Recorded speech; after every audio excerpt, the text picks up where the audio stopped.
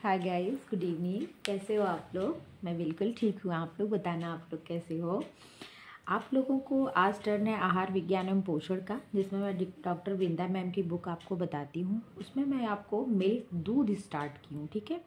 उसमें भी कुछ चीज़ें मैं आपको बता दी हूँ, जैसे दूध कैसे बनता है, उसका संगठन क्या है, दूध है क्या, दूध की ज़रूरत, दूध को सर्वोत्तम आहार क्यों कहते हैं, ये सब चीज़ें हमने बता दी। दूध के प्रकार आपको मैं टाइप बता रही थी, जिसमें क्या है, skimmed milk, toned milk, double toned milk, condense milk इत्यादि, जैसे बहुत सारे टाइप हैं, वो आपको मैं बता रही थी। उसमें एक दो शायद बाकी हैं, वो मैं आज आपको कंप्लीट करवा देती हूँ, ज़्यादा बातें नहीं करती हूँ। तो आप देख लीजिए दूध के प्रकार, जिसमें मैंने वसा रहित दूध, डबल टोन्ड दूध, फिल्ड दूध, संपूर्ण दूध पाउडर कैसे बनता है, तो रोलर द्वारा, स्प्रे द्वारा। वसा रहित दूध पाउडर, वही स्किम्ड मिल्क का जो पाउडर बनता है वो कैसे बनता है, संपूर्ण दूध। इतना मैंने आपको बता दिया था यहाँ तक, ठीक है। आगे बताना 8वां नंबर संघनित दूध। 13 हैं इसमें, पूरे 13 टाइप हैं, जो मैं आज आपको 8वां बताना चाहती हूँ, ठीक है। तो क्या है संघनित दूध, जिसे कंडेंस मिल्क कहते हैं। तो दूध में उपस्थित पानी को एक निश्चित मात्रा तक कम करके गाढ़ा किया जाता है। जो दूध में उपस्थित पानी होता है, ठीक है, संरक्षित करने हेतु 40% शक्कर भी मिलाई जाती है। संघनित दूध जो होता है ना, जो कंडेंस मिल्क होता है, इसमें क्या होता है, देखिए शक्कर भी मिलाया जाता है। इसके पहले किसी भी मिल्क में शक्कर नहीं मिलाया जा रहा था, लेकिन इसमें क्या है, शक्कर भी मिलाया जाता है। अतः यह दूध बहुत अधिक मीठा होता है। इसे डिब्बाबंदी कैनिंग करके बाजार में बेचा जाता है, ठीक है। पश्चिमी देशों में इस दूध की बहुत मांग है। उपयोग करते समय गर्म जल एवं आवश्यकता अनुसार शक्कर मिलाई जाती है। नेक्स्ट नंबर आता है वाष्पित दूध, जिसे वेपोरेटेड मिल्क कहते हैं। उसमें यह संपूर्ण दूध से पानी वाष्पित करने हेतु दूध को छानकर निर्वात बर्तन वैक्यूम पैन में 74 से 77 डिग्री सेल्सियस ताप पर तब तक गर्म किया जाता है, जब तक कि इसमें से 50% जल का वाष्पीकरण वेपोरेशन ऑफ वाटर नहीं हो जाए। कहने का मतलब, इसको बनाने के लिए पहले क्या करते हैं कि वैक्यूम पैन होता है, जिसमें से क्या होता है, भाप बन के उड़ती है, वैक्यूम निर्वात बर्तन जिसे कहते हैं, ठीक है। उसमें भी 74 से 77 डिग्री सेल्सियस ताप दिया जाता है, और तब तक दिया जाता है जब तक कि 50% जल क्या हो, उड़ न जाए। वाष्पित मतलब होता है नहीं, वाष्प होके वेपर बन के उड़ न जाए, तब तक क्या किया जाता है, इतने 74 से 70 डिग्री सेल्सियस उस पर टेम्परेचर दिया जाता है। वाष्पित दूध का रंग हल्का गुलाबी हो जाता है। दूध धीरे धीरे, देखिए आप दूध को जब खोआ बनाते हैं, जलाते हैं, तो पिंकिश टाइप का हो जाता है ना मिल्क, वही चीज़ कह रहे हैं कि दूध क्या होता है, हल्का गुलाबी हो जाता है, स्वाद मीठा हो जाता है। ऐसा दूध शर्करा लैक्टोज का दूध के प्रोटीन कैसीन पर प्रभाव के कारण होता है। ध्यान दीजिएगा, दुग्ध के प्रोटीन कैसीन पर प्रभाव पड़ता है। दुग्ध की शर्करा लैक्टोज होती है ना, उसका प्रभाव कैसीन पर पड़ने लगता है, उसी के कारण क्या होता है, ये पिंक हो जाता है। वाष्पित दूध में विटामिन ए की भरपूर मात्रा होती है। इसमें क्या होता है, विटामिन ए की भरपूर मात्रा, क्यों नहीं, जब दूध कंडेंस हो गया तो उसमें जो खोआ मक्खन ये सब क्या हो गया, वो सब उसके अंदर और बढ़ ही गया ना, तो विटामिन ए की मात्रा बढ़ जाती है। परंतु इसे विटामिन डी से क्या फोर्टिफाइड किया जाता है, इसमें इसकी कमी होती है, विटामिन डी मिलाया जाता है। प्रयोग करते समय इसमें गर्म जल मिलाया जाता है। मतलब जब इतना तक तो हो गया, लेकिन जब इसको प्रयोग करना होता है ना, तो गर्म पानी मिलाकर इसको यूज़ में लिया जाता है। जैसे आप पाउडर वाला दूध लाते हो, तो आपको जब यूज़ करना होता है, मान लीजिए पाउडर वाले दूध की चाय बनानी, तो ये पाउडर ही होता है, ये सब इसके जो आपने देखा था इसके पहले, स्किम्ड मिल्क पाउडर इत्यादि। तो उसको आप क्या करते हैं, तो उसके लिए आप ये ना गर्म पानी या चाय बनाना होता है, तो पहले पानी गर्म करके फिर उसमें डालते हैं। तो वही प्रोसेस यहाँ भी करने कह रहा है कि इसमें क्या होता है, जब इसको यूज़ करना होता है तो क्या करना होता है, गर्म पानी मिलाया जाता है। अमेरिका तथा यूरोपीय देशों में यह दूध बहुत अधिक लोकप्रिय होता है। इसे डिब्बाबंदी कैनिंग करके बाजार में बेचा जाता है। यह दूध सभी सूक्ष्म जीवाणुओं से मुक्त होता है। इसमें किसी प्रकार की बैक्टीरिया का कोई संदेह नहीं होता है। नेक्स्ट है प्रमाणित दूध, जिसे कहते हैं स्टैंडर्डाइज। ध्यान दीजिएगा, स्टैंडर्ड की बात की जा रही है, और विसंक्रमित में क्या होता है, स्टरलाइज्ड की बात कहते हैं। इन दोनों अंतर को ध्यान दीजिएगा, यहाँ पे स्टैंडर्ड की बात की जा रही है, जिसे कहते हैं प्रमाणिक दूध। यह दूध गाय या भैंस के दूध में वसा रहित दूध मिलाकर तैयार किया था। यह दूध कैसे तैयार किया था, तो गाय का दूध और भैंस के दूध में जो स्किम्ड मिल्क होता है ना, वो मिलाकर ये स्टैंडर्डाइज दूध तैयार किया जाता है, ठीक है।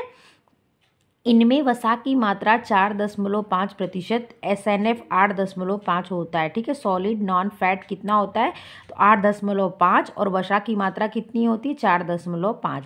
इस दूध का पोषण आप समझ सकते हैं, जो आपका दूध होता है भैंस के दूध में आप देख रहे थे ना, इतने प्रतिशत क्या हो रहा था, तो फैट हो रहा था, और SNF भी 8.5 ही रहता है। तो ये दूध जो इसका मतलब इसकी जो वैल्यू है वो मतलब कह सकते हैं फ्रेश मिल्क के बराबर है, ठीक है। अतः शिशुओं के पोषण हेतु उपयुक्त है कौन सा दूध, प्रामाणिक दूध।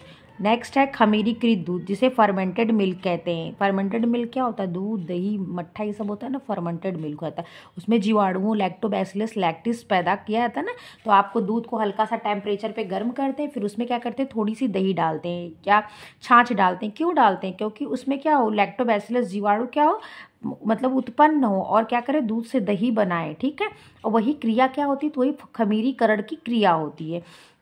देख लीजिए, खमीरीकरण दूध, फर्मेंटेड मिल्क, लैक्टोबैसिलस जीवाणु, लैक्टोबैसिलस बैक्टीरिया या लैक्टिक अम्ल द्वारा दूध में खमीरीकरण क्रिया द्वारा खमीरीकृत दूध फर्मेंटेड मिल्क तैयार किया जाता है। मथा हुआ दही, छाछ, मट्ठा ही क्या है, खमीरीकृत दूध है। ये वेरी इंपॉर्टेंट है, ध्यान रखिएगा।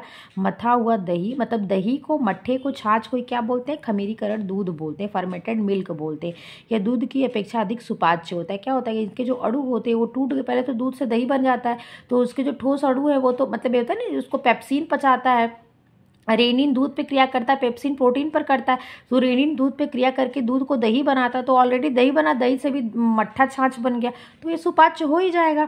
नेक्स्ट आता है विसंक्रमित दूध, जिसे स्टेरलाइज मिल्क कहते हैं। दूध को लंबे समय तक संरक्षित करने हेतु विसंक्रमण करना अनिवार्य है।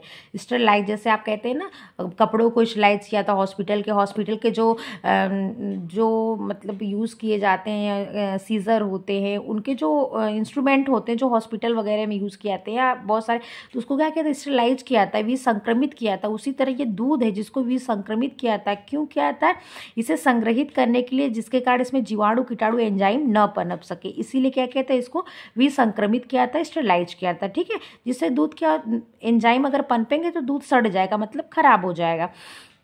इसी हेतु विसंक्रमण किया जाता है, इससे विटामिनों का नाश हो जाता है। थायमिन का 30% नाश, राइबोफ्लेविन का 15% नाश होता है। देख लीजिए, थायमिन का 30% नाश हो रहा है, राइबोफ्लेविन का 15% नाश, विटामिन B12 का 9%, पायरिडॉक्सिन का 50%, विटामिन A का 17% तथा विटामिन C का 50% नाश हो जाता है। ये चीज़ इंपॉर्टेंट है। इस डाटा जो यहाँ पे दिया 15%, 9%, 50%, इसको याद कर लीजिएगा। अभी मैं इसको ना वन लाइन में आपको समझाती हूँ। माल्टेड दूध क्या होता है, अतः विसंक्रमित दूध की पौष्टिकता एवं गुणवत्ता सामान्य दूध की अपेक्षा कम होती है, ध्यान रखिएगा। माल्टेड दूध पाउडर क्या होता है, तो यह संपूर्ण दूध तथा माल्टेड सत्व, माल्टेड एक्सट्रैक्ट से तैयार किया जाता है। इसमें 15% प्रोटीन तथा 7% वसा होता है। यह दूध मिर्गी के रोगी को दिया जाता है, वेरी इंपॉर्टेंट है, ध्यान रखिएगा। मिर्गी के रोगी को कौन सा दूध दिया था, म से मिर्गी, म से माल्टेड, म से मिर्गी और म से माल्टेड, ये चीज़ पकड़ लेना एक ट्रिक। माल्टेड दूध किसे दिया था, तो मिर्गी वालों को, ठीक है। मिर्गी जिसको होती है उन रोगियों को माल्टेड दूध दिया जाता है। शिशु के पोषण के लिए दूध उत्तम नहीं है, जैसे बच्चे को देने के लिए ये दूध क्या है, उपयुक्त नहीं है, ठीक है।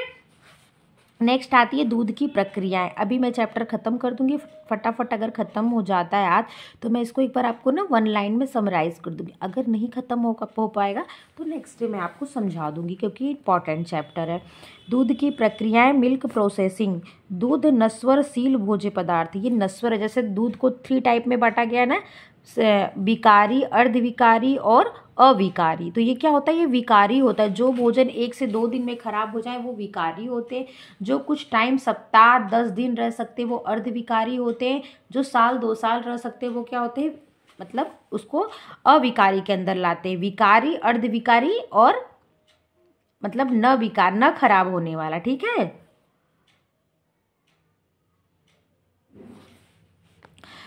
दूध की प्रक्रियाएं। दूध नस्वरशील भोज्य पदार्थ है जो जल्दी ही खराब होने एवं सड़ने लगता है।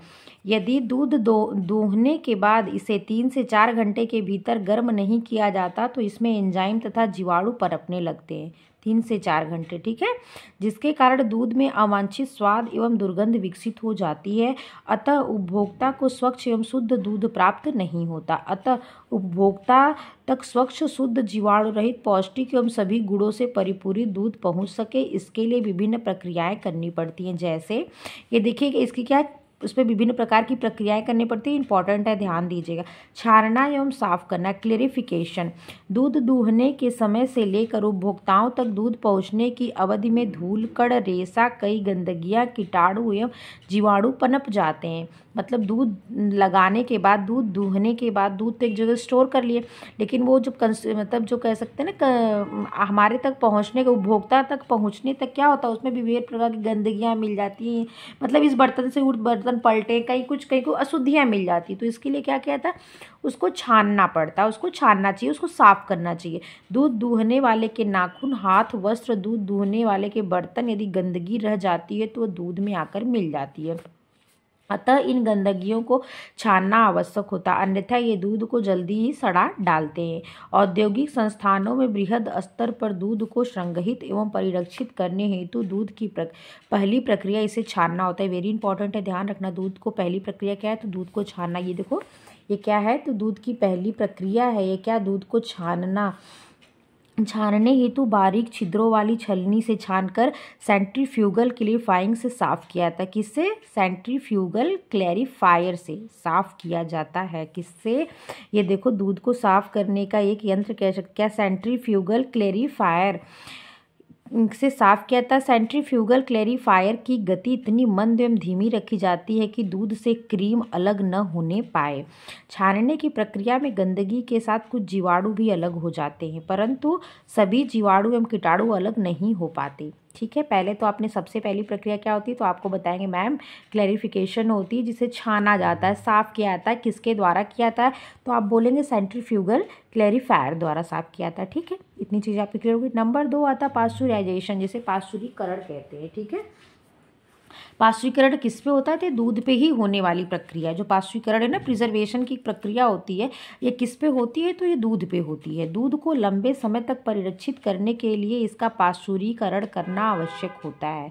उच्च तापमान पर दूध को कुछ समय तक गर्म करके फिर एकदम से ठंडा करके प्रक्रिया क्या कहलाती है, पाश्चुरीकरण कहलाती है। मतलब हाई टेम्परेचर, इसलिए HTST कहते हैं, हाई टेम्परेचर शॉर्ट टाइम, इसलिए HTST, ठीक, हाई टेम्परेचर शॉर्ट टाइम। तो उच्च ताप पर दूध को गर्म करके एकदम से ठंडा कर दिया जाता है, तुरंत ही ला के एकदम से ठंडा कर दिया जाता है, वही इसी क्रिया को क्या कहते हैं, तो इसी क्रिया को कहेंगे पाश्चुरीकरण की क्रिया, ठीक है।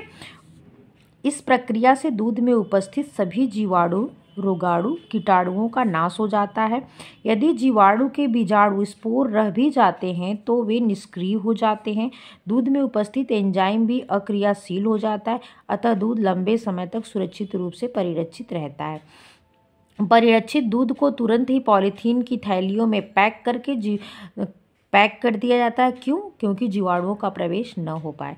पाश्चुरीकरण हेतु 3 विधियां अपनाई जाती हैं। नंबर 1 क्या है, दूध को 61.7 डिग्री सेल्सियस पर, कितना, दूध को 61.7 डिग्री सेल्सियस पर, कितना, दूध को 61.7 डिग्री सेल्सियस पर 30 मिनट तक रखकर गर्म करके अतिशीघ्र ठंडा करते हैं। दूसरा नंबर जो आता है 61-71, ध्यान दीजिएगा 10-10 का फर्क है। दूध को 71.60 डिग्री सेल्सियस पर 15 से 20, यहाँ मिनट था, ये ध्यान देना, यहाँ पे मिनट था, यहाँ सेकेंड है। दूध को 71.60 डिग्री सेल्सियस पर 15 से 20 सेकंड तक रखकर शीघ्रता से ठंडा कर, रखने का मतलब क्या, बॉयल करके तुरंत ठंडा कर देना। परंतु वैज्ञानिक दृष्टि से दूसरी विधि दूध के पाश्चुरीकरण के लिए सबसे ज़्यादा उपयुक्त है। कौन सी, जो 71.7 डिग्री सेल्सियस पर 15 से 20 सेकंड के लिए गर्म करके ठंडा किया जा रहा था। इसे उच्च ताप कम समय विधि HTST कहते हैं, HTST, high temperature short time, ठीक है। वर्तमान में यही विधि सबसे ज़्यादा लोकप्रिय है। कौन सी, HTST, high temperature short time, जिसमें कितना टेम्परेचर दिया जाता है, आप बताएंगे 71.60 डिग्री सेल्सियस पर 15 से 20 सेकंड के लिए दूध को गर्म करके तुरंत ठंडा कर देना, ठीक।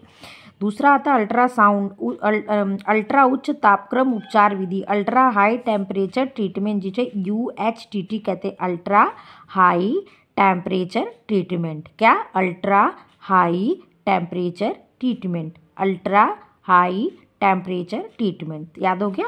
इस विधि में दूध को 93 डिग्री सेल्सियस पर 93 डिग्री सेल्सियस पर 3 से 4 सेकेंड तक रखा जाता है। 3 से 4 सेकेंड मात्र, ध्यान दीजिएगा। इस विधि में दूध को 93 डिग्री सेल्सियस पर 3 से 4 सेकेंड के लिए रखा जाता है। किस विधि में? तो UHTT में, अल्ट्रा हाई टेम्परेचर ट्रीटमेंट वाली विधि में। कितने डिग्री सेल्सियस पर? 93 डिग्री सेल्सियस पर 3 से 4 सेकेंड तक रखा जाता है, अथवा 149.5 डिग्री सेल्सियस पर 1 सेकेंड के लिए रखा जाता है। देख रहे हैं, 149.5 डिग्री सेल्सियस पर कितने सेकेंड के लिए? 1 सेकेंड के लिए रखा जाता है। तत्पश्चात शीघ्रता से ठंडा किया जाता है। किस विधि में? UHTT में, अल्ट्रा हाई टेम्परेचर ट्रीटमेंट में। ठीक है, इसमें 2 टेम्परेचर का यूज़ किया जाता है। एक तो 93 डिग्री सेल्सियस पर 3 से 4 सेकेंड, दूसरा आता है तो उसमें क्या होता है? 149.5 डिग्री सेल्सियस पर 1 सेकेंड के लिए। ठीक, इतना आप समझ गए। अब अभी मैं पूरा समराइज कराऊंगी। आपको लग रहा होगा थोड़ा लेंदी, एक बार में समझ में नहीं आता ये चैप्टर। नंबर 3 है समांगीकरण, होमोजिनाइजेशन होता है। समांगीकरण क्या होता है? होमोजिनाइजेशन।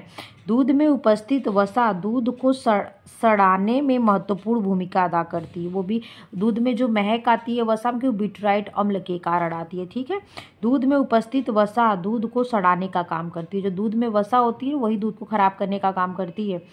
अतः दूध के वसा के कणों को अत्यंत ही छोटे छोटे कणों में विभक्त कर दिया जाता है। ये वसा कण संपूर्ण दूध में आकर मिल जाते हैं, जिन्हें दूध से अलग करना संभव नहीं तथा दूध को सड़ने से बचाते हैं। समांगीकरण होमोजिनाइजेशन की प्रक्रिया को होमोजिनाइजर मशीन द्वारा किया जाता है। ध्यान दीजिएगा, ये जो होमोजिनाइजेशन की प्रक्रिया होती है ना, किस मशीन द्वारा होती है? तो होमोजिनाइजर मशीन द्वारा इस प्रक्रिया को किया जाता है। समांगीकरण की प्रक्रिया, इसमें क्या कहता है? वसा के जो कण होते हैं उनके छोटे से छोटे टुकड़े में कर दिया जाता है। यह एक विशेष प्रकार की मशीन होती है जो वसा के कणों को अत्यंत छोटे छोटे कणों में विभक्त कर देती है। ये पूछा था ना, ये प्रोसेस है ना, तो ये पूछा भी जाता है। होमोजिनाइजेशन में क्या होता है? वसा के कणों को छोटे छोटे कणों में विभक्त करना। कौन सी प्रक्रिया? तो होमोजिनाइजेशन की प्रक्रिया। वसा को मतलब उच्च तापमान देकर तुरंत ठंडा कर देना। किस प्रक्रिया में किया था? पाश्चुरीकरण प्रक्रिया में किया था। पाश्चुरीकरण में क्या होता है? STST कैसी प्रक्रिया? हाई टेम्परेचर शॉर्ट टाइम की प्रक्रिया। इसमें कितने टेम्परेचर का प्रयोग किया था? तो आप बोले 71.60 डिग्री सेल्सियस टेम्परेचर का प्रयोग 15 से 20 सेकेंड पर दूध को गर्म किया था, फिर तुरंत ठंडा कर दिया था। ठीक है, एक और है 61.60 डिग्री सेल्सियस पर 30 मिनट के लिए गर्म किया था। तो ये सब क्या है? प्रोसेस है। ये क्या बोलते हैं? दूध के ये सब प्रक्रियाएं, पाश्चुरीकरण, ये सब क्या है? ये सब कुछ प्रोसेसिंग है मिल्क पे जो होती हैं। आपने देखा फिर क्या दिया था? विभक्त हो जाते हैं। ये वसीय कण दूध में मिलकर एक साथ हो जाते हैं। होमोजिनाइजर मशीन के एक छोटे से छिद्र में से दूध को अधिक दाब एवं गति से निकाला जाता है, जिससे दूध के वसीय कण टूट जाते हैं। परंतु इस दूध में सबसे बड़ी समस्या यह है कि चिपचिपाहट लिए, स्वाद रहित एवं सफ़ेद रंग लिए होता है। ये इसकी प्रॉब्लम है कि इसमें क्या चिपचिपापन आ जाता है। जो दूध का टेस्ट होता है ना, पीने पे एक टेस्ट आता है दूध का, वो खत्म हो जाता है और सफ़ेद रंग, इसका जो कलर होता है बिल्कुल वाइट हो जाता है। ठीक है, याद रखिएगा। इस दूध से आइसक्रीम, कस्टर्ड, दही आदि बनाया जाता है। इस दूध से क्या बनाया जाता है? तो आइसक्रीम बनाई जाती है, कस्टर्ड बनाई जाती है, और क्या बनाई जाती है? तो दही बनाई जाती है। इससे बना दही सुपाच्य, नरम एवं पौष्टिक होता है। क्यों होता है? आप दिमाग लगाओ, क्यों होता है? क्या होता है? उसके वसा कणों को तोड़ के छोटा कर दिया जाता है। जब जो हमारे पेट के अंदर जाता है, जिसपे रेनिन क्रिया करके दूध से दही बनाती, तो वो क्या हो, तो वो जो बड़े बड़े वसा के जो मॉलिक्यूल होते, कण होते, क्या वो बड़े होते, वही कण क्या हुए? छोटे हो गए। तो वो दही बनाने में रेनिन को क्या होगा? आराम रहेगा। तो वही क्या होता है? कि सुपाच्य होता है। इसी वजह से क्या होता है? कि सुपाच्य होता है। यही वजह है। ठीक है, ये क्या होता है? सुपाच्य, नरम, पौष्टिक होता है। परंतु इस दूध को एक सीमित समय तक ही परिरक्षित करके रखा जाता है, क्योंकि इसमें लाइपेज एंजाइम की क्रियाशीलता बढ़ जाती है। लाइपेज किस पे काम करता है? तो आप क्या बताएंगे? वसा पर ही तो एक क्रिया करता है ना। तो इसमें वसा है, बस छोटे टुकड़ों में हो गया। तो अगर आप ज़्यादा दिन तक इसको रखेंगे तो इस पर लाइपेज एंजाइम क्रिया करेगी, दूध को खराब कर देगी। समझ में आया?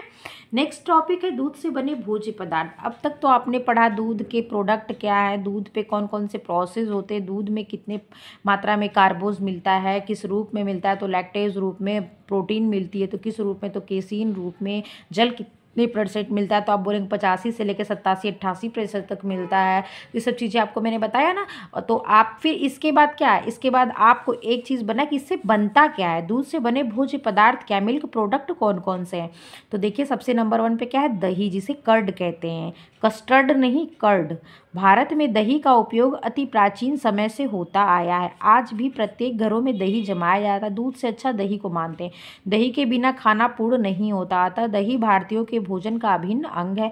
इससे विभिन्न तरह के भोज व्यंजन जैसे कढ़ी, रायता, आलू दही की सब्जी, दही बड़ा, खमण आदि बनाया जाता है। दही को यूं ही शक्कर या नमक के साथ खाया जाता है। मक्खन एवं घी निकालने के लिए गृहिणियां दही जमाती है। दही बनाने की विधि भी सर्वविदित है, मतलब सभी जगह लोग जानते हैं। सर्वविदित का मतलब सभी को ज्ञान है। हल्के गुनगुने दूध में जामन मिलाकर, गुनगुना दूध क्या आता है, वही लैक्टोबैसिलस को मतलब क्या सर उसको एक्टिव करने के लिए हल्के गुनगुने दूध में जामन मिलाकर दही जमाया जाता है। जामन को अच्छी तरह से मिलाया जाता है ताकि जामन में स्थिर जीवाणु समान रूप से दूध में मिल सके। देखें जीवाणु क्या, वही लैक्टोबैसिलस जो लैक्टिस होता है वो क्या करे, दूध में मिल सके, जिससे दूध को दही में बदल सके। जामन कितनी मात्रा में डालना चाहिए, यह निम्न बातों पर निर्भर करता है।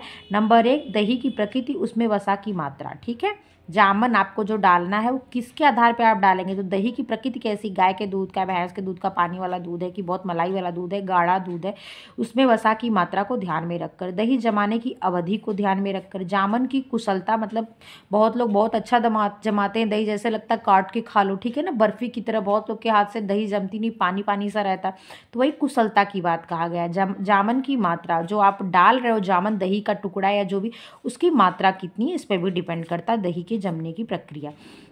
दही जमाने की अवधि में लैक्टोबैसिलस जीवाणु, लैक्टोबैसिलस बैक्टीरिया कई गुना मात्रा में बढ़ जाते हैं। लैक्टोज शर्करा को लैक्टिक अम्ल में बदलते हैं। वेरी इंपॉर्टेंट है वो, देखो लैक्टोज जो शर्करा है ना, कार्बोहाइड्रेट का जो लैक्टोज रूप है उसको क्या करते हैं, लैक्टिक अम्ल में बदल देते हैं। दही खाने में बहुत ही स्वादिष्ट, सुपाच्य, मज़ेदार होता है। इसकी गुणवत्ता दूध में पानी की मात्रा, वसा की मात्रा, जामन की मात्रा, दूध का तापमान, जमाने की अवधि, कुशलता इत्यादि के निर्भर करती है, मौसम पे भी डिपेंड करती है। इसीलिए क्या करते हैं, गर्मी के मौसम में दूध का टेम्परेचर एक निश्चित तापमान पे रहता है तो उसको क्या करते, गर्म नहीं करते, पर ठंडियों में क्या होता है, गर्म करके हल्का सा तब डालना पड़ता है। ठीक है, टेम्परेचर जैसे आपने पढ़ा था ना, आपको मैं लिनन बता रही थी तो उसमें फर्मेंटेड की क्रिया हो रही थी, उनके तने से रेशों को अलग करने के लिए खमीरी, तो उसमें से कितना था, 70 से 75 डिग्री सेल्सियस उनको टेम्परेचर दे रहे थे। तो क्या होता है, जो ये बैक्टीरिया क्या, उनका एक पर्टिकुलर टेम्परेचर में वो क्या होता है, वो मतलब बढ़ती हैं, एक्टिव होती हैं, इसलिए इनको अगर मौसम ठंडा है तो आपको टेम्परेचर देना पड़ता है। दही का पोषण मूल्य देखिए दूध के समान होता है। ठीक है, अतिसार, पेप्टिक अल्सर, अपच में लाभ होता है। गर्मी के मौसम में दही जल्दी जम जाता है, जबकि सर्दियों में दही देर से जमता है। ताज़ा दही मीठा एवं स्वादिष्ट होता है, परंतु जैसे जैसे अवधि बढ़ती जाती है दही खट्टा होता जाता है। दही का पोषण मूल्य दूध की तरह ही होता है, ध्यान दीजिएगा। हाँ, इसमें विटामिन बी समूह की बढ़ोतरी अवश्य हो जाती है। ये वेरी इंपॉर्टेंट है कि विटामिन बी क्या होता है, बढ़ जाता है दही बनाने पर। इसमें प्रोटीन, कैल्शियम एवं फास्फोरस शरीर में सरलता से अभिशोषित हो जाते हैं। क्यों हो जाते हैं वो आपको हम बता दिए हैं।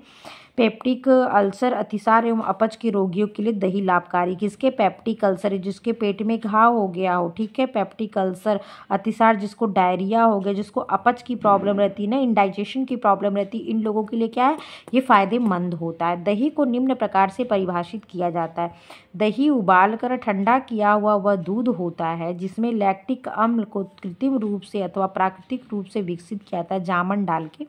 70 से 75, देखिए इसमें भी देख लीजिए, वेरी इंपॉर्टेंट है ये चीज़, इसको याद रखिएगा। इतने पे ही देखिए, जब आप लिनन पे करा रहे थे रेसे प्राप्त करने के लिए, उनके तनाव पे फर्मेंटेड की क्रिया करा रहे थे, मतलब जब आप उसमें रेटिंग की प्रक्रिया प्रोसेस करा रहे थे तो उसमें 4 तरह से आप कर रहे थे ना, एक ओस द्वारा, एक पानी द्वारा, एक रसायन द्वारा, यांत्रिक विधि द्वारा।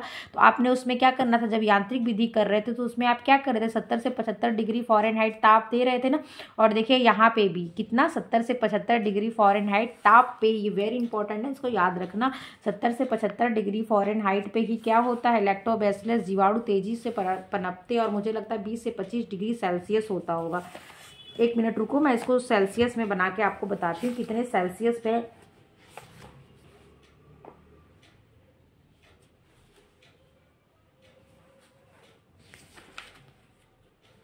25 से 30 डिग्री, आपको 70 से 75 फ़ारेनहाइट होता है ना, तो 25 से 30 डिग्री सेल्सियस होता है। इस चीज़ को भी ध्यान रखिएगा। 25 से 30 degree Celsius and 1775 degree Fahrenheit ताप पर लैक्टोबैसिलस जीवाणु तेजी से वृद्धि करते हैं। ठीक है, वेरी इंपॉर्टेंट, ध्यान रखिएगा। दही का पौष्टिक मूल्य, न्यूट्रिटिव वैल्यू ऑफ कर्ड, दूध एवं दही के पौष्टिक तत्वों में कोई विशेष अंतर नहीं होता। दूध और दही का पौष्टिक मूल्य समान होता है, इस चीज़ को भी याद रखना। जहाँ मैं कहती हूँ याद रखना, उसको नोट ही कर लिया करो। विशेष अंतर नहीं होता, फिर भी दूध की अपेक्षा दही सुपाच्य होता है। क्यों? क्योंकि उस पर क्या होता है, उसको जब जैसे पेट के अंदर गया, आपके आमाशय में गया, तो क्या होगा, उस पर जब आपके रेनिन क्रिया करेगी, दूध से दही बनाएगी, उतनी प्रोसेस वो पहले दही बन के पेट के अंदर जाएगा, तो सुपाच्य रहेगा ही। ठीक है, समय कम हो जाएगा, जो डाइजेशन की जो समय अवधि है, टाइम ड्यूरेशन जो है, वो क्या हो जाएगा, कम हो जाएगा, तो आराम है, सुपाच्य हो जाएगा।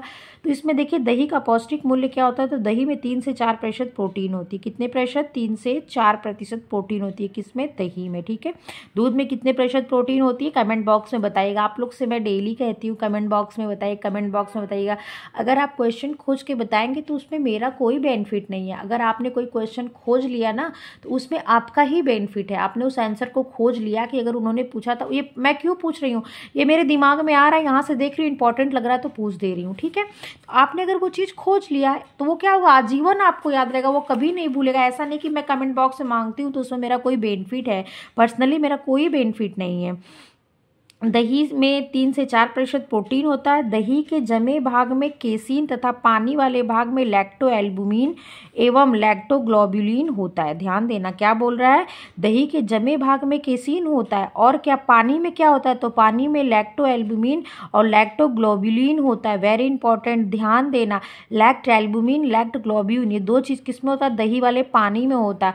दही का पानी भी पौष्टिक, इसलिए छाछ क्या होता है, वो भी बहुत होता है ना, फायदेमंद होता है। जैसे आपने पनीर बनाया तो जो उसका कठोर तत्व था वो केसिन था, पनीर बन गया, तो उसके पानी में सबसे ज़्यादा तत्व होता है ना अल्फा लैक्टोमिन, ये सब चीज़ें उसमें देखे थे आपने ना, तो वही इसमें भी है कि इसके पानी में भी लैक्टो एल्बुमिन और ग्लोबुलिन होता है। दही का पानी भी पौष्टिक तत्वों से परिपूर्ण होता है, अतः इसे नहीं फेंकना चाहिए, क्योंकि इसमें जल में घुलनशील प्रोटीन एवं विटामिन होते हैं। ठीक है, नेक्स्ट नंबर आता है कार्बोज का। दही में 4.5 से 5.2% तक कार्बोज उपस्थित रहता है। कितने प्रतिशत? 4.5 से 5.2% कार्बोज उपस्थित रहता है। वसा कितने प्रतिशत रहती है, जिसे फैट कहते हैं। संपूर्ण दूध से तैयार दही में वसा की मात्रा 5 से 8% तक होती है।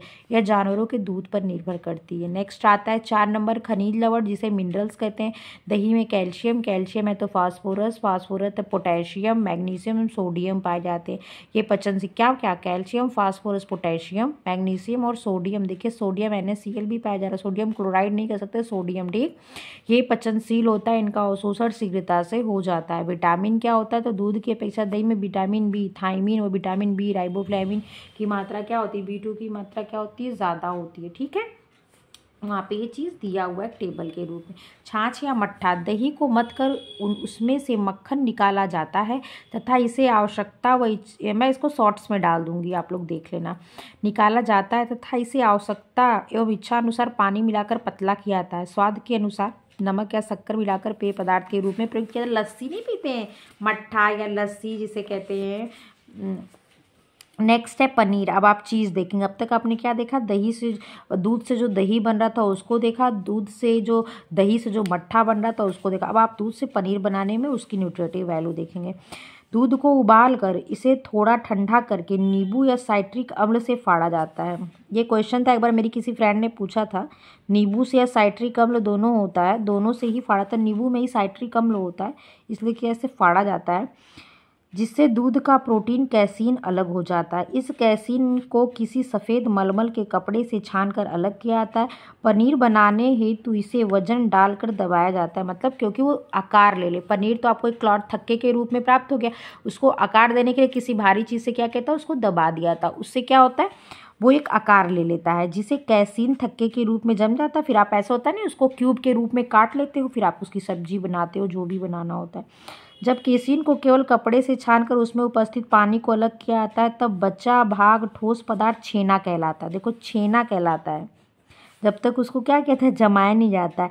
दूध फाड़ते हुए नींबू, साइट्रिक अम्ल, रेनिन डाल देने से दूध तो फट जाता है। किससे किससे फटता है? नींबू से फटता है, साइट्रिक अम्ल से फटता है, और किससे फटता है? रेनिन एंजाइम से या दही का प्रयोग करने से क्या होता है? दूध फट जाता है। ठीक है, उबलते हुए दूध में नींबू या साइट्रिक अम्ल मिला देने से दूध तो फट जाता है, परंतु पनीर कठोर व कड़ी हो जाती है। नींबू का प्रयोग करने से क्या होता है? दूध तो फट जाएगा, लेकिन जो पनीर होगी वो क्या हो जाता है? कठोर हो जाता है। इसकी न्यूट्रिटिव वैल्यू देख लीजिए। तो प्रोटीन की न्यूट्रिटिव वैल्यू 25 से 28% प्रोटीन रिच होता है इसमें। देखिए प्रोटीन ज़्यादा मिलता है। 25% तक प्रोटीन फटे पानी में, जिसे देखिए दूध में जो फटा पानी होता है ना, जो पानी उसे वे वाटर कहते हैं, इसको ध्यान रखना, में चला जाता है। पनीर में मुख्य प्रोटीन कैशीन होती है, अतः फटे दूध के पानी को कदापि फेंकना नहीं चाहिए। उसमें पनीर से भी ज़्यादा प्रोटीन होती है। आपने पीछे इस चीज़ को देखा था, अभी मैं उसको रिवाइज करवा दूंगी। इसका दूध आटा गूंथने, सब्जी काटने, दाल पकाने आदि में प्रयोग कर लेना चाहिए। फटे दूध के पानी में शक्कर, रंग एवं सुगंधित पदार्थ मिलाकर पेय पदार्थ के रूप में भी प्रयोग किया जा सकता है। वसा फैट, पनीर में 30 से 35% वसा होती है। पनीर में वसा कितनी होती है? तो 30 से 35% वसा भी होती है। और आपने प्रोटीन कितना देखा था? तो 25 से लेकर 28% तक प्रोटीन था। कुछ वसा फटे दूध के पानी में मिल जाती है। ठीक है, 30 से 35% वसा, ध्यान देना। खनिज लवण, जिसे मिनरल्स कहते हैं। पनीर में कैल्शियम, पोटेशियम, सोडियम भरपूर मात्रा में उपस्थित होता है। क्या क्या? पनीर में कैल्शियम, पोटेशियम, सोडियम भरपूर, इसमें 3, लेकिन दही में क्या था? कैल्शियम के साथ फास्फोरस, फास्फोरस के साथ पोटेशियम, पोटेशियम के साथ सोडियम, सोडियम के साथ मैग्नीशियम, इतनी सारी चीज़ें थी। लेकिन इसमें क्या? Calcium, potassium, sodium. विटामिन क्या होता है? कौन कौन सी? तो इसमें ए, बी व डी प्रचुर मात्रा में होते हैं। देखिए कौन सा? ए, बी और डी क्या होते हैं? प्रचुर मात्रा में होते हैं। लेकिन दही में विटामिन बी ग्रुप का B1 और B2, थायमिन और आइबोफ्लेविन क्या था? प्रचुर मात्रा में था। इतनी चीज़ें आप समझ गए। नेक्स्ट नंबर आता है टाइप ऑफ चीज़, पनीर के प्रकार। कौन कौन सी पनीर बनाई जाती है, किस प्रकार से बनाई जाती है, कैसे उसका यूज़ किया था, कैसे उसको संरक्षित किया जाए, यहाँ पे देख लो। आजकल पनीर का प्रचलन काफ़ी बढ़ गया है। वर्तमान में घरों में भी गृहिणियाँ बनाने लगी हैं। ठीक है, भारत में लगभग 600 प्रकार की पनीर उपलब्ध है। 600 प्रकार की। पहला आता है कॉटेज पनीर। आपको मैंने एक दिन बताया था सोयाबीन से जो पनीर बनता है उसके बारे में। कॉटेज पनीर यह वसा रहित दूध से बनाया जाता है। वेरी इंपॉर्टेंट, याद रखना। वसा रहित, स्किम्ड मिल्क, सप्रेटा मिल्क जिसे कहते हैं, जिसमें 0.5 से लेकर 1% तक वसा होती है। ठीक है, यह वसा रहित दूध से बनाया जाता है। इसे संरक्षित करने के लिए नमक एवं सोडियम बेंजोएट एवं अन्य परिरक्षकों का उपयोग किया जाता है। क्या क्या? अच्छा चला रहे बेटा। कॉटेज पनीर यह वसा रहित दूध से बनाया जाता है। परिरक्षित करने के लिए नमक, सोडियम बेंजोएट डाला जाता है। ठीक है, और परिरक्षक का उपयोग किया जाता है। दूसरा आता है क्रीम, दूसरा आता है क्रीम पनीर। क्रीम पनीर, तो इसमें क्या होता है? जिसे क्रीम चीज़ कहते हैं। यह संपूर्ण दूध से बनाया था। देखिए क्रीम पनीर किससे बनाया था? संपूर्ण दूध से। इसमें किसकी अधिकता होती है?